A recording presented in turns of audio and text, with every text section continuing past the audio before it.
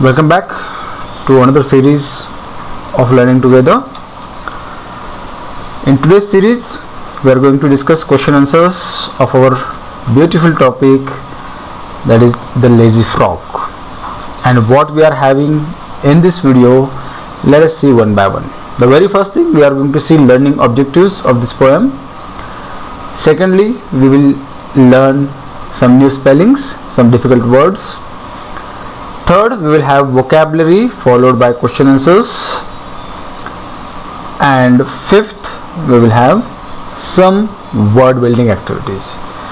So let us start. The Lazy Frog, class 5th English. Let us see the learning objectives of the poem one by one. So we have objective number 1, that is to recite the poem with proper intonation. Children, whenever you read any poem, you must have rhythm of that poem. Let us go to objective number 2. Objective number 2 is to enrich the students' vocabulary. So when you read new poems, new stories, surely it will help you to develop your vocabulary. So as I always say to you, read maximum stories, maximum poems. Objective number 3, to express their thoughts freely. So we will be having some speaking activity. We have one activity of creative writing also.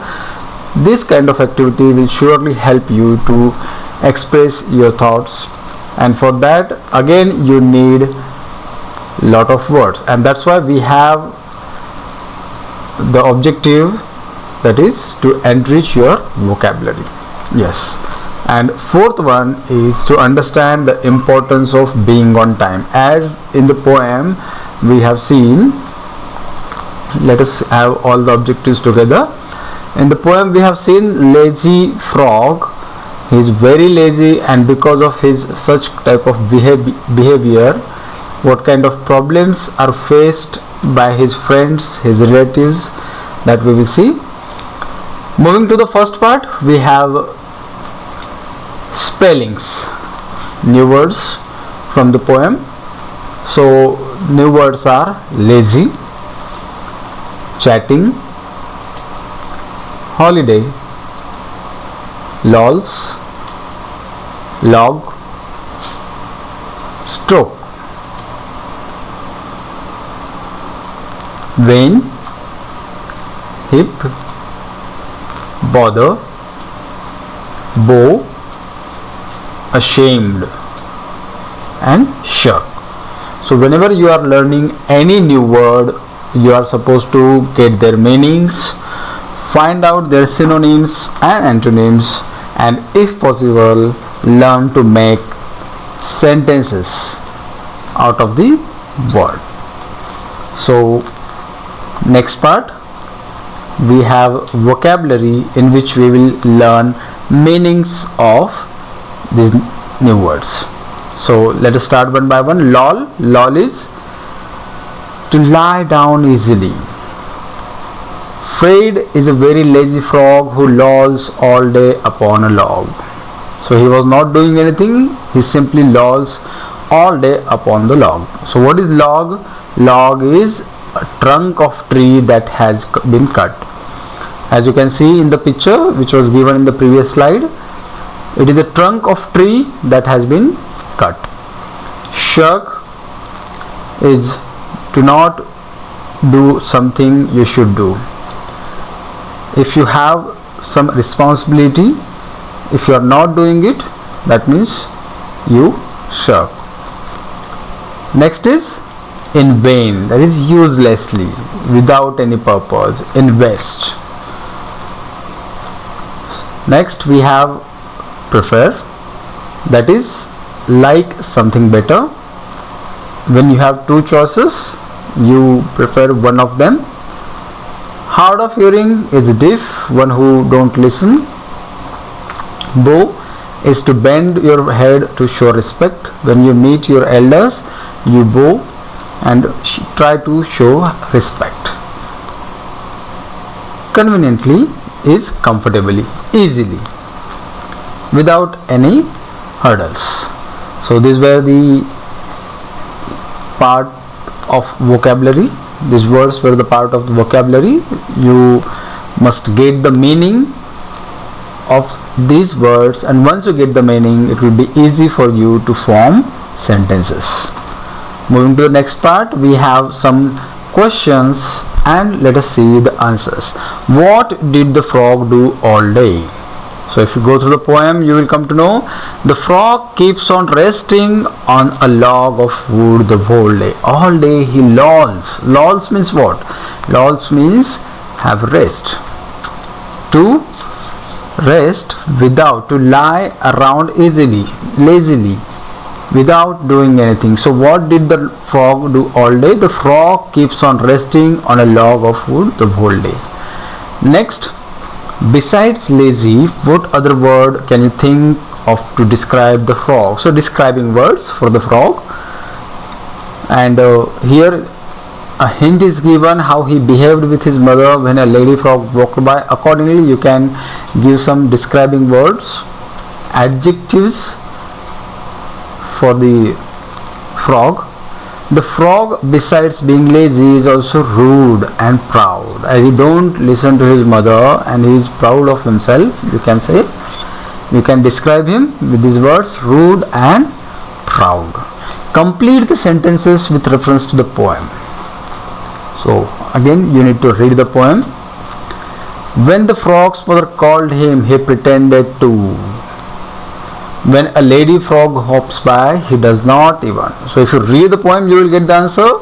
When the frog's mother called him, he pretended to sleep. And when a lady frog hops by, he does not even open up one eye. So it is always good to read the story, read the poem. Next we have, did you like the frog's behavior? Now this kind of questions are according to your choice, but as you can see, he was not an ideal character, so you must write your answer. No, I did not like the frog's behavior because he is very rude to his mother. We should always respect our eldest children. We should always respect our mother.